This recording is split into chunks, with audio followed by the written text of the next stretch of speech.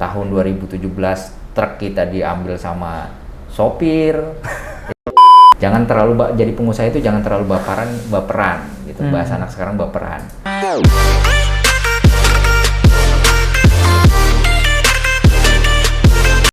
Bismillahirrahmanirrahim. Assalamualaikum warahmatullahi wabarakatuh. Waalaikumsalam. From Zero to Hero. Kembali lagi bersama saya Lesna Purnawan. Ngobrol ngalor ngidul, jejaring hebat untuk manfaat. Kali ini kita kedatangan tamu yang istimewa, yaitu Mas Edi Prianto. Kalau kita selama ini berpikir bahwa ekspor barang dari Indonesia ke luar negeri itu sulit dan kita nggak tahu ilmunya, nah inilah pakarnya, yakni Mas Edi Prianto. Selamat datang di From Zero to Hero, Mas Edi. Selamat datang, Mas Lesna. Terima kasih udah diundang di podcast From Zero to Hero. Ya. Ngobrol ngalor ngidul, jejaring hebat untuk manfaat. Oke. Baik, pemirsa, Mas Edi, kita ini kan pengen mengerti Mas Edi. Yeah. Mas Edi ini sebelum kita tahu bicara, nanti Mas Edi cerita tentang ekspor, itu pengalaman Mas Edi. Mas Edi ini aslinya dari mana? Terus latar belakang Mas Edi itu seperti apa? Ya, asli saya itu bapak saya itu Wonogiri. Ya, itu di Ngemplak, Giriwoyo, Wonogiri. Ibu itu dari Purwodadi. Kebetulan lahir di Jakarta. Bapak ibu rantau lah. Jakarta atau Banten? Lahir di Jakarta, omahen yang Banten. Oh. Omahen yang Banten, Tangerang Selatan. Soalnya di Ciputat. Soalnya di Ciputat, nah tetanggaan nih dulu sama Mas Lesna nih. Ya, nah pendidikan saya itu kuliah di D3 Teknik Pengacoran Logam. Pengacoran Logam, Politeknik Mekanik Swiss ITB atau sekarang namanya Politeknik Manufaktur Bandung. Terus melanjutkan S1 di Teknik Mesin dan S2-nya di Fisika Material Universitas Indonesia. Nah, itu kira-kira Mas Lesna background dari saya pendidikan gitu. From Zero to Hero. Ternyata Mas Edi ini juga nggak kaleng-kaleng, cerdasnya juga luar biasa. Bisa kuliah di kuliah yang tidak umum sepertinya. Tapi kenapa Mas Edi bisa terjerumus di dunia ekspor ini? Apa yang mendasari alasan Mas Edi ini untuk belajar di situ? Sedangkan ilmunya ini kan berbeda ini. Ya, betul. Pertama gini Mas, awalnya itu memang waktu itu diajak kawan, memang sebelumnya dia sudah berkecimpung di dunia ekspor. Ya. Kenapa ekspor? Karena pertama kita ini mau ada sedikit bahwa kita membawa produk-produk, mengenalkan produk Indonesia itu ke luar negeri, ya. Dari situ saya coba belajar dari kawan, itu mulai tahun 2009, di 2008-2009, ya 2008-2009. Nah itu memulai waktu itu untuk di rempah-rempah, ya. Rempah-rempah. Karena kita berpikir bahwa dulu itu kan kita zaman Belanda, kenapa Belanda menjajah Indonesia gitu kan? Karena rempah-rempahnya itu yang paling.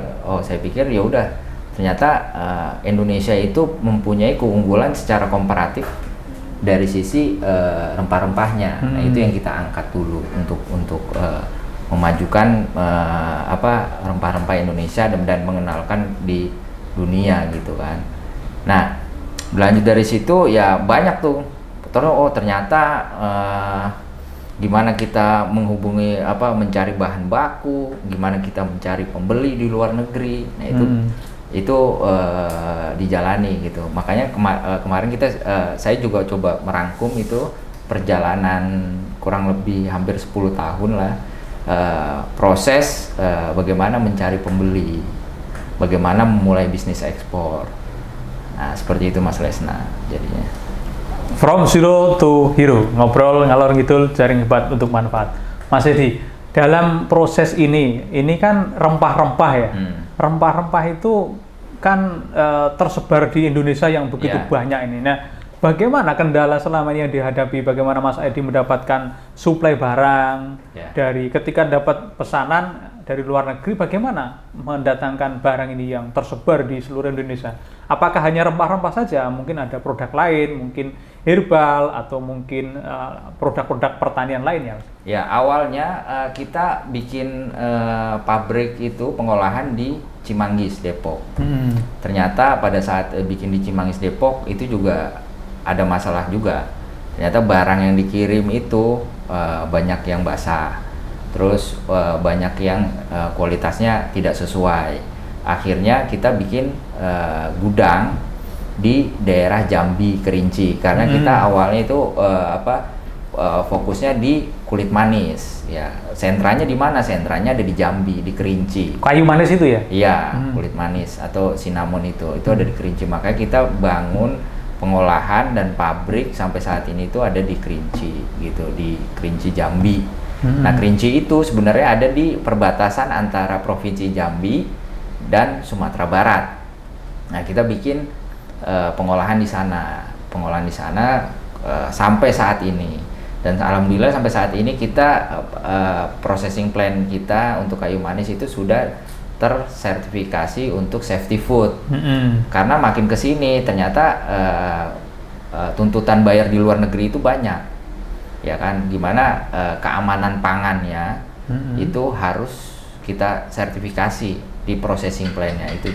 Nah, berjalan itu kita juga bikin di daerah di Lampung gitu. Jadi apa yang dapat dari Kerinci kita copy paste yang ada di Lampung. Begitupun terus.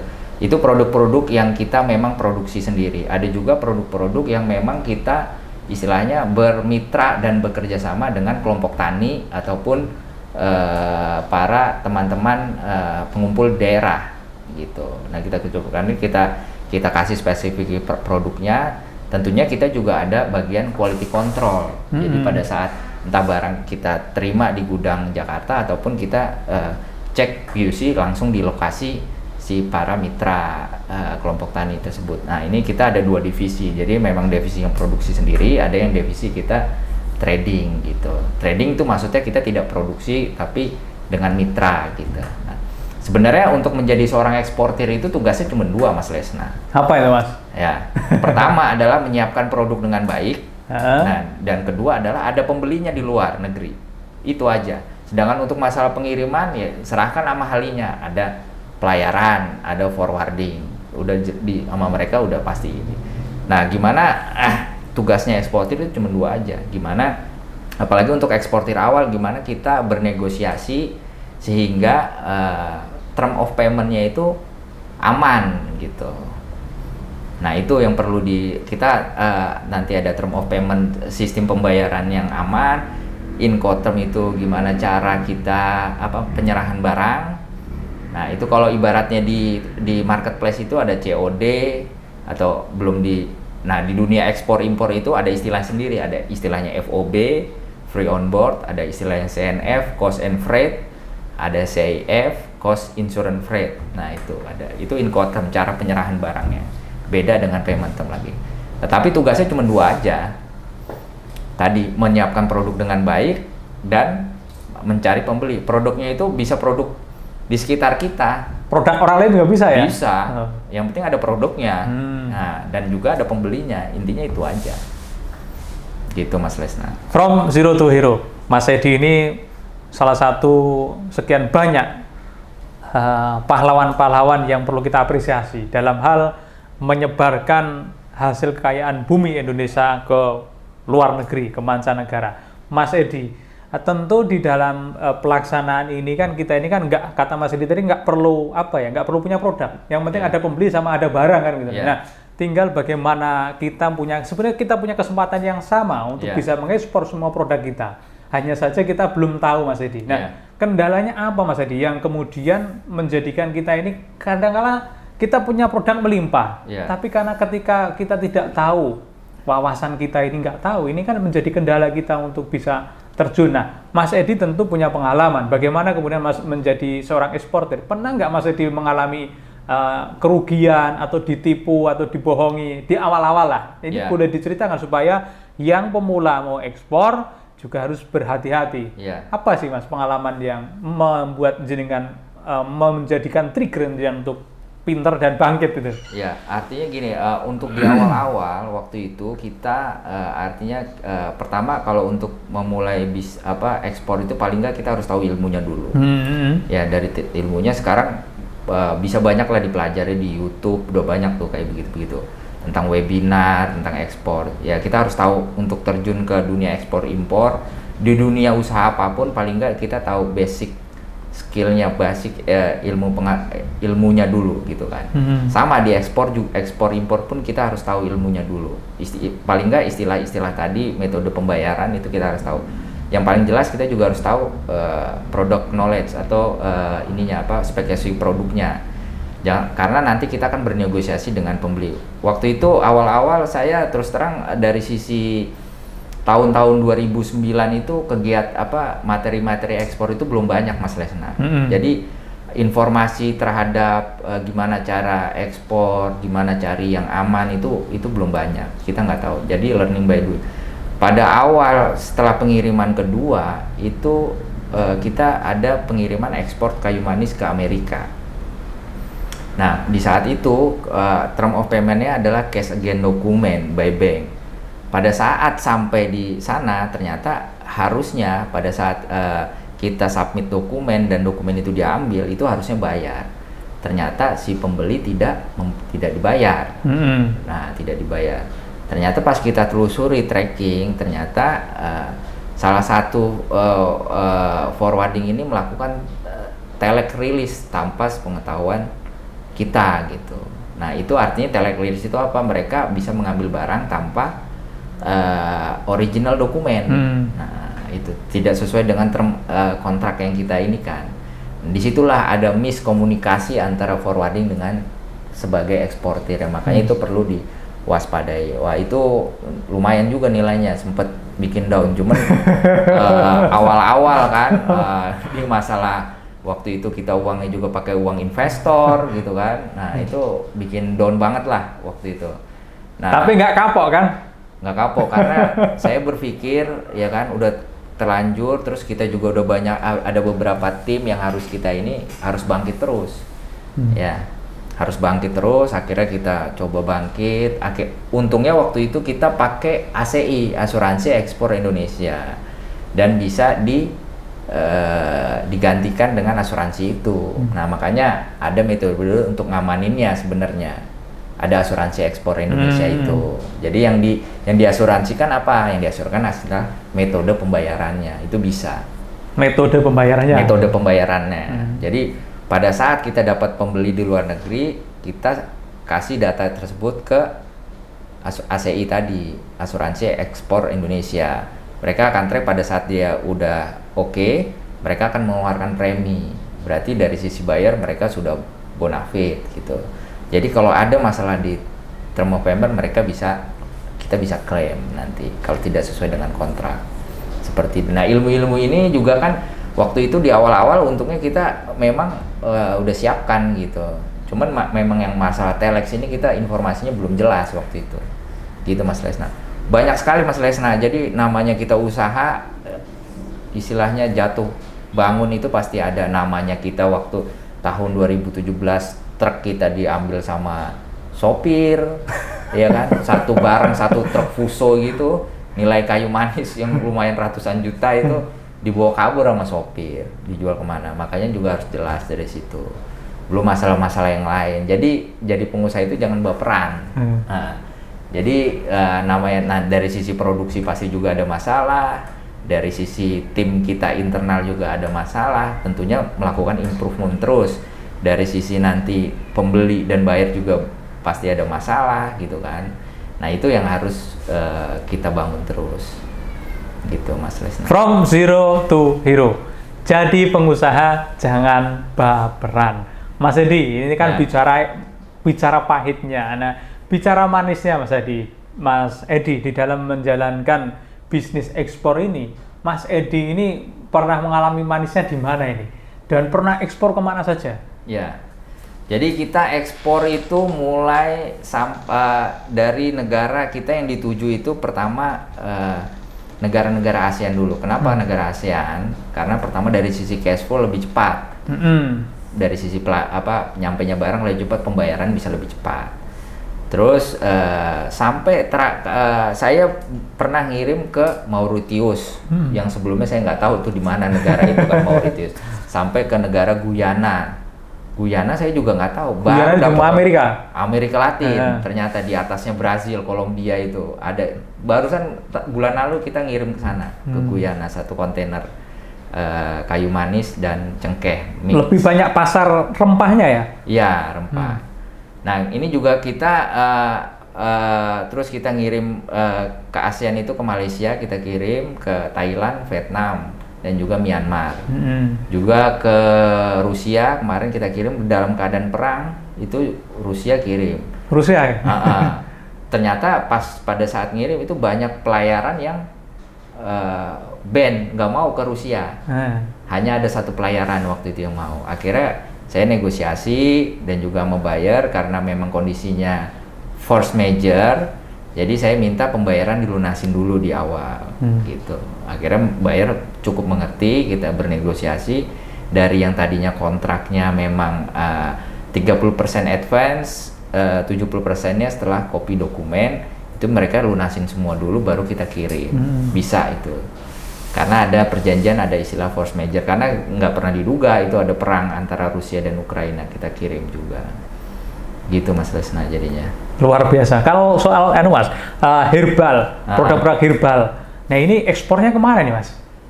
Herbal itu kita ngirim kunyit ke India, terus ke Iran, terus juga cabai Jawa kita ekspor ke Iran dan India, cabai Jawa. Terus lengkuas kita kirim ke Iran dan Dubai. Jadi dan juga ada Korea kita kirim. Jadi potensinya masih banyak sekali untuk produk-produk, dan itu semuanya potensi barang-barang itu kan tidak ada di kota Mas, semuanya ada di desa gitu. Nah gitu, semuanya. Tinggal bagaimana kemudian bisa dari teman-teman di desa ini bisa menciptakan produk yang siap ekspor ya. Betul, siap ekspor. From zero to hero. Ini luar biasa sekali, Mas Edi ini mampu membantu petani Indonesia dan khususnya produk-produk Indonesia mampu ke pasar internasional. Mas Edi, kan tadi kita sudah bicara bagaimana kendala dan sebagainya, kemudian manisnya juga ada. Nah, kalau bicara bagaimana kita bisa mengekspor, itu kan tentu harus ada pembelinya tadi. Yeah. Nah, bagaimana di era teknologi, era sosial media, era digital ini kita mendapatkan customer, mendapatkan buyer, itu lebih mudah atau lebih sulit?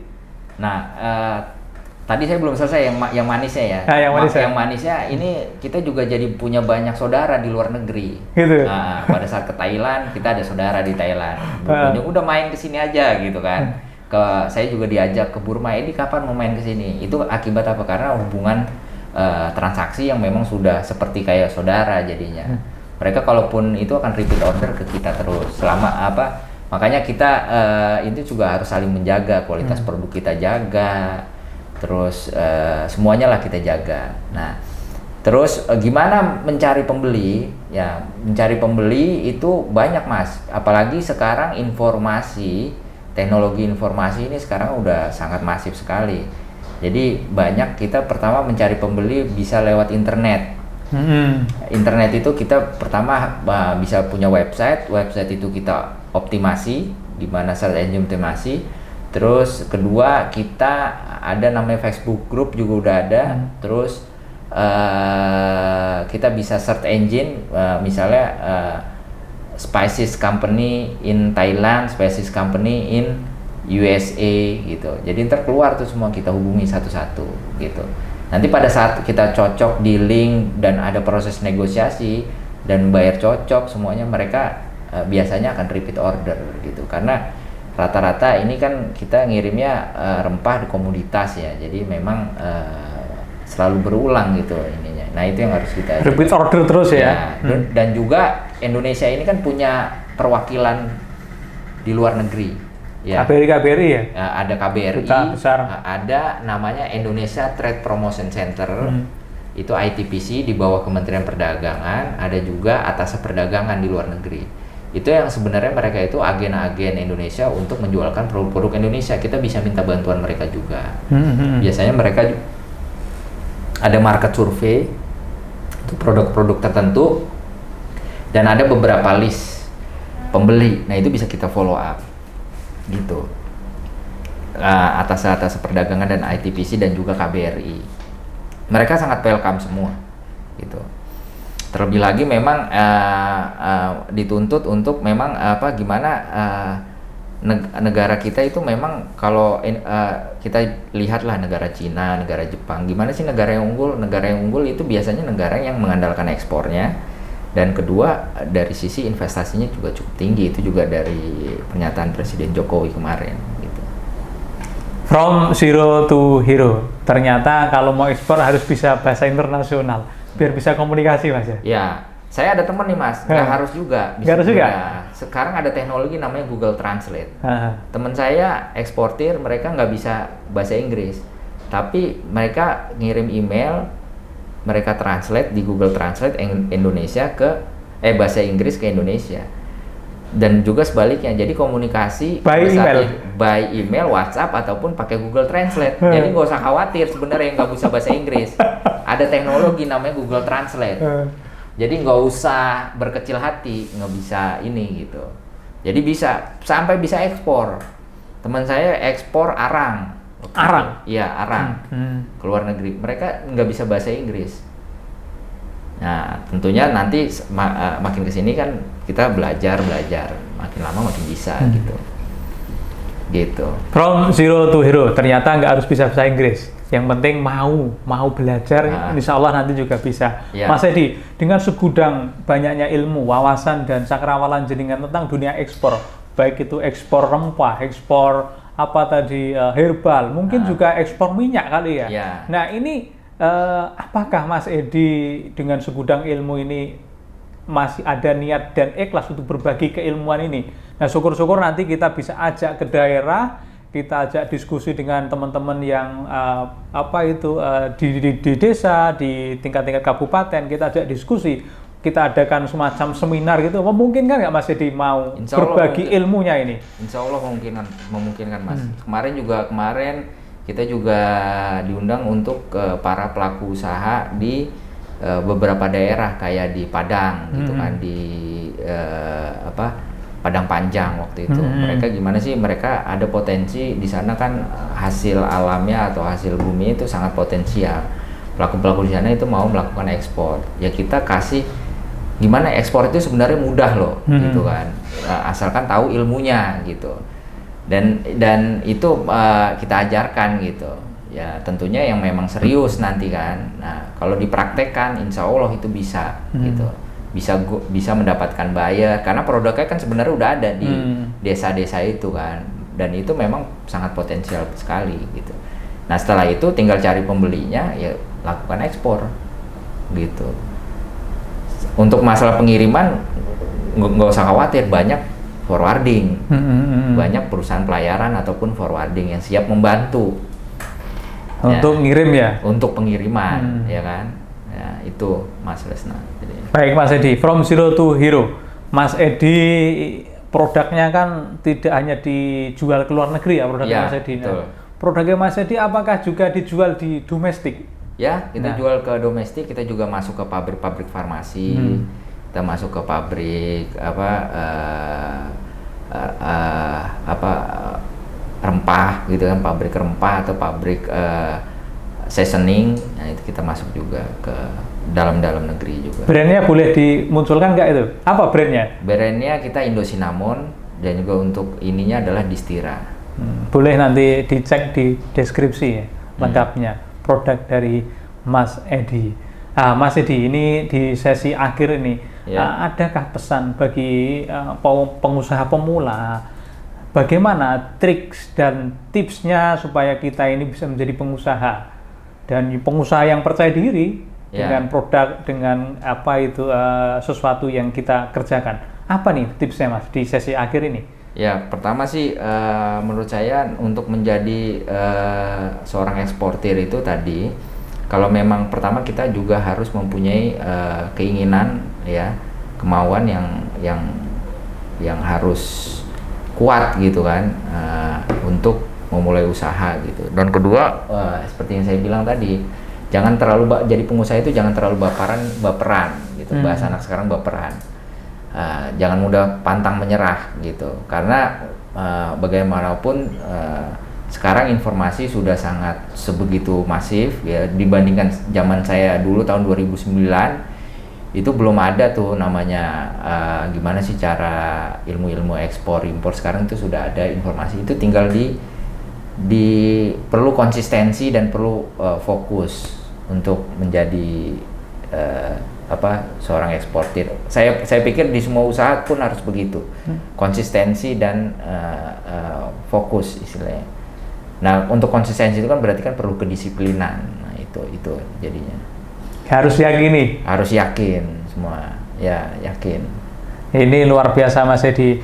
Kuncinya kita harus fokus dan harus yakin. Jadi pengusaha nggak boleh baperan. Jadi kalau kita mau jadi pengusaha, ya apa yang dikatakan Mas Edi itu kira-kira sedikit tips dan triknya seperti itu.